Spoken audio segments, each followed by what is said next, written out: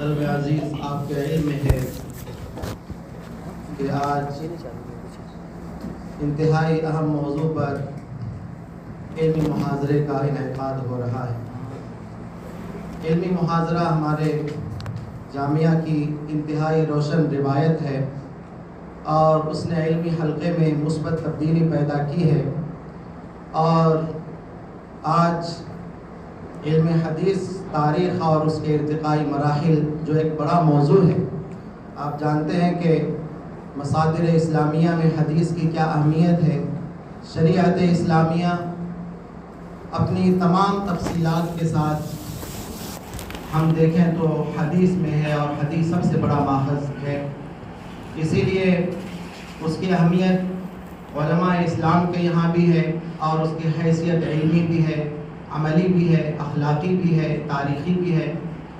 اور اسی اہمیت کے پیش نظر معاندین اسلام نے ہر دور میں حدیث کی اہمیت اور حجیت پر سوالات بھی کھڑے کیے۔ اس طرح سے یہ موضوع علمی فکری بھی ہے۔ جس قدر فقہا کے نزدیک مصادر فقہ 4 ہے، جن میں ایک حدیث ہے، تو جس طرح حدیث کی اہمیت فقہی ہے، اسی طرح حدیث کی اہمیت فکری بھی ہے۔ اور ہمارے علمی حلقے میں علمی محاضرے کے قیام کا سہرا جناب مولانا ڈاکٹر محمد شکیب صاحب قاسمی، استاذ حدیث و نائب محتمم دارالعلوم وقف کے سر جاتا ہے، اور آپ آج انہی سے اس موضوع پر علمی محاضرہ سماعت کریں گے۔ یہ ہم سب کے لیے ایک انتہائی پرمسرت اور ایک سنہرا موقع ہے۔ اللہ تعالیٰ اس مجلس کو کامیاب بنائے اور نافع بنائے۔ اس پروگرام کے باضابطہ آغاز کے لیے ہم دعوت دیتے ہیں جناب عزیز عارف میرٹھ، عارف ہیں یہاں پر؟ عارف میرٹھ تکمیل ادب عربی کو، وہ آئیں اور تلاوت کلام اللہ سے اس کا آغاز کریں۔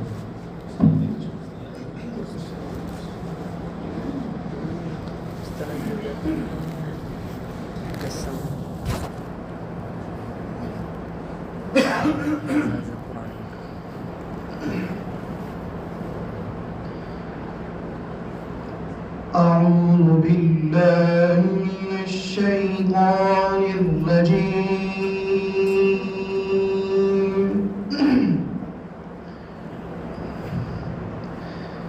بسم الله الرحمن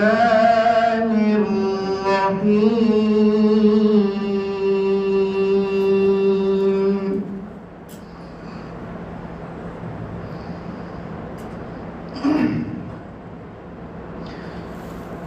قل يا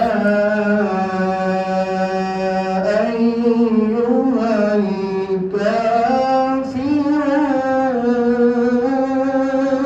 الكافرون لا أعبد ما تعبدون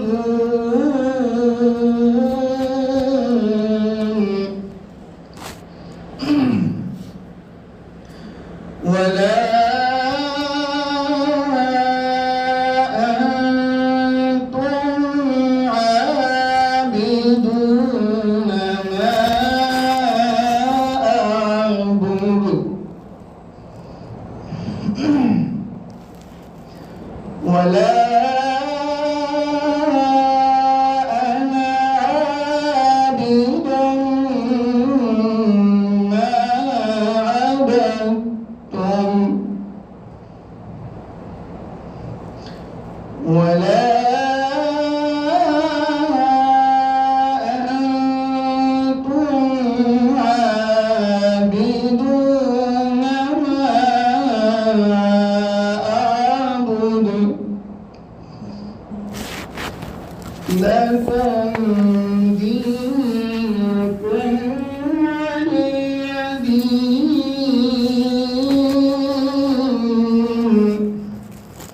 صدق الله العظيم۔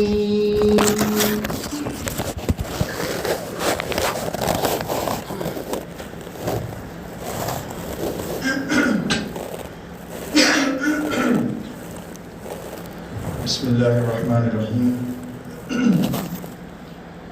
حامدا ومصليا أما بعد. عزیز طلبہ،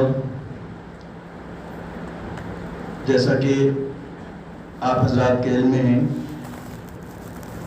کہ آج کی اس مجلس اور اس محاضرے کا عنوان علم حدیث تاریخی ارتقاء اور تدوین کے مراحل یہ تجویز کیا گیا ہے.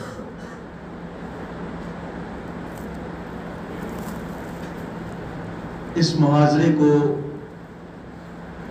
آپ یہ سمجھ سکتے ہیں کہ ہم 3 حصوں میں یا 2 حصوں میں ہم تقسیم کریں گے. بنیادی طور پر ہماری کچھ گفتگو علم حدیث کے تعلق سے ہوگی، جس میں اس کے مقام، اس کے مرتبے پر گفتگو کی جائے گی، اور ساتھ میں اس کے اجزاء جو اس کے اصطلاحی حیثیت ہے اس پر کچھ گفتگو ہوگی، اور اسی کے بعد ہم اب اس کے جو تاریخی ارتقاء ہے اور جو تدوینی مراحل ہے جو ہمارا سلسل پہ موضوع ہے اس کی طرف ہم پیش رفت کریں گے. اپنے اصل موضوع پر جانے سے پہلے میں مناسب سمجھتا ہوں کہ ہم جس موضوع پر آج گفتگو کرنے جا رہے ہیں، جس کا تعلق یقینی طور پر علم حدیث سے ہے، اس کے مقام و مرتبے، اس کی حیثیت کا ہمارے ذہنوں میں واضح ہونا اور متعین ہونا ضروری ہے. یقیناً بحیثیت مسلمان ہر شخص کے ذہن میں اس کا ایک جو تقدس کا پہلو ہے وہ ہمارے پیش نظر رہتا ہے. اس کے لیے ایک عالم اور عامی میں کوئی فرق نہیں ہے، اس کی اس تقدس والی حیثیت ہے، لیکن جو اس کا ایک علمی مقام ہے اس کو ذہن میں مستحضر کرنا میں سمجھتا ہوں ابتدائی مرحلے میں ضروری ہے. دیکھیے، علم حدیث یہ وہ علم ہے جو ہم کہہ سکتے ہیں کہ موجودہ وقت میں اس کی طرف توجہ بھی کم ہے، لوگوں کی دلچسپیاں بھی کم ہو گئی ہیں، ارتکاز بھی اس درجہ نہیں ہے جو اس کا متقاضی ہے. لیکن اس کے بعد بھی یہ علم جو ہے اپنی مثال آپ رکھتا ہے. علم حدیث ایک بے نظیر علم ہے جس کی نظیر انسانی تاریخ میں شاید ہی کوئی مل سکے. شاید کوئی علم ایسا ہو، بلکہ کہا جائے کہ ایسا کوئی علم یا فن نہیں ہے جس میں کسی ایک شخصیت کے اقوال، افعال، احوال، شکل و صورت، طور طریقے، اس کو محفوظ کرنا اس کا بنیادی مقصد قرار پائے. ایسا کوئی علم، کوئی فن مذاہب عالم کی تاریخ میں آپ کو نہیں ملے گا. یہ علم حدیث کی خصوصیت ہے کہ جس کا بنیادی مقصد آپ صلی اللہ علیہ وسلم کے اقوال، افعال، احوال کو محفوظ کرنا ہے. اور صرف محفوظ کرنا نہیں بلکہ اس کو اس طور پر محفوظ کرنا اور اس کو منقح کرنا ہے کہ جس طریقے پر ہمیں اس وقت اس بات کا یقین ہے کہ باہر آج سورج نکلا ہوا ہے، اس وقت اتنا ہی یقین ہمیں اس بات پر ہے کہ یہ کلمہ مبارکہ حضور صلی اللہ علیہ وسلم کے دہن مبارک سے نکلا کہ نہیں نکلا. تو ظاہر ہے یہ اس کی نظیر مذاہب عالم پیش کرنے سے قاصر ہے. یہ ہے علم حدیث کی بنیادی خصوصیت. آپ دیکھیں گے کہ ماضی میں یا اس وقت بھی اور ماضی میں بھی ہم دیکھیں تو بہت سے حضرات، مقتدی حضرات ایسے گزرے ہیں جن کو ماننے والوں کی تعداد حضور صلی اللہ علیہ وسلم، یعنی جن کے پیروکاروں کی تعداد حضور صلی اللہ علیہ وسلم کے پیروکاروں سے ماننے والوں کی تعداد سے زیادہ ہے اور زیادہ رہی ہے. برسبیل مثال آپ یہ حضرت موسیٰ کو لے لیں. حضرت موسیٰ کو اہل ایمان بھی مانتے ہیں، یہودی بھی مانتے ہیں، نصرانی بھی مانتے ہیں. حضرت ابراہیم کو دیکھ لیں، تینوں اقوام مانتی ہیں. حضرت عیسیٰ کو لے لیں، دونوں قومیں مانتی ہیں، مسلمان مانتے ہیں، نصرانی مانتے ہیں، اور حضور صلی اللہ علیہ وسلم کو اہل ایمان مانتے ہیں. تو آپ دیکھیں کہ یہ تینوں بہت سی، میں نے کہا کہ ایسی اقوام گزری ہیں اور شخصیات گزری ہیں جن کے پیروکاروں کی تعداد حضور صلی اللہ علیہ وسلم کے پیروکاروں کی تعداد سے کہیں زیادہ تھی. لیکن جتنا اہتمام حضور صلی اللہ علیہ وسلم کے فرمودات اور فرامین کو محفوظ کرنے کے لیے کیا گیا، اس کے کروڑویں درجے کا اہتمام بھی آپ کو ادھر نہیں ملتا ہے۔ یہ ہے علم حدیث کی خصوصیت، اس کی اہمیت، اس کا مقام و مرتبہ۔ اور یہ کہا جائے تو غلط نہیں ہوگا، یہ انسانی، یہ مسلمانوں کی عبقریت کا اظہار ہے۔ علم حدیث جو ہے یہ مسلمانوں کی عبقریت کا اظہار ہے۔ دیکھیے، انسانی عبقریت کا اظہار دو طریقے سے ہوتا ہے۔ آپ اس کو اس طرح بھی کہہ سکتے ہیں کہ انسانی عبقریت کے اظہار کے دو طریقے ہیں یا دو قسمیں ہیں۔ پہلی قسم ہے تخلیقی عبقریت، جس کو انگریزی میں کہا جاتا ہے کریٹو جینیسنس۔ کریٹو جینیسنس یعنی تخلیقی عبقریت، جس کے معنی یہ ہے کہ انسان اپنی عقل کو بروئے کار اور بروئے عمل لاتے ہوئے ایسے کارنامے اور ایسی خدمات انجام دے کہ انسان کی عقل اور انسانیت دنگ رہ جائے اور حیرت زدہ رہ جائے۔ مسلمانوں میں کریٹو جینیسنس، جس کو میں نے تخلیقی عبقریت سے ترجمہ کیا، اس کا اگر کوئی مثالی نمونہ ہے تو علم اصول فقہ ہے کہ مسلمانوں نے اپنی عقل کو بروئے عمل لاتے ہوئے اجتہاد، استنباط، استخراج مسائل کے بعد میں ایسے کارنامے انجام دیے کہ عقل دنگ رہ جاتی ہے۔ یہ مسلمانوں کی تخلیقی عبقریت کی مثال ہے۔ اور دوسری قسم ہے تخلیق، میں نے انسانی عبقریت کے اظہار کی، معذرت چاہوں گا اس کے لیے مجھے کوئی اردو میں بہت مناسب لفظ نہیں ملا ہے، اس کا لفظ ہے ایکیومولیٹو جینیسنس، یعنی مجموعی ذہانت۔ آپ اس کو میں اس کی وضاحت کروں گا تو نہیں، صاحب اکتسابی نہیں ہے، اکتسابی تو وہ بھی ہے، تخلیقی بھی ہے۔ یہ ایکیومولیٹو جینیسنس یعنی اس کا مفہوم یہ ہے کہ انسان اپنے عقل سے علوم و فنون کے میدان میں اتنی کثرت سے اور اتنی وافر مقدار میں معلومات جمع کر دے کہ انسان دنگ رہ جائے، یعنی ایکیومولیٹو جینیسنس کہ معلومات کی کثرت اور اس کے انبار لگا دینا۔ جس قدر ایکیومولیٹو جینیسنس جو میں کہہ رہا ہوں، اس کی مثال مسلمانوں کے اگر اندر کوئی وہ علم حدیث ہے کہ معلومات کے انبار، معلومات کے پہاڑ اور معلومات کے دریا بہا دیے گئے۔ جس قدر معلومات کے انبار، معلومات کے پہاڑ بہائے علم حدیث میں بہائے گئے ہیں اور جمع کیے گئے، اس کی نظیر آپ کو کسی علم و فن میں نہیں ملتی ہے۔ یہ ہے ایکیومولیٹو جینیسنس۔ میں نے کہا انسانی عبقریت کے اظہار کے دو طریقے ہیں، ایک ہے تخلیقی عبقریت اور دوسری ہے مجموعی ذہانت، یا کہیے اس کو ایکیومولیٹو جینیسنس۔ تخلیقی عبقریت کا میں بتایا کریٹو جینیسنس۔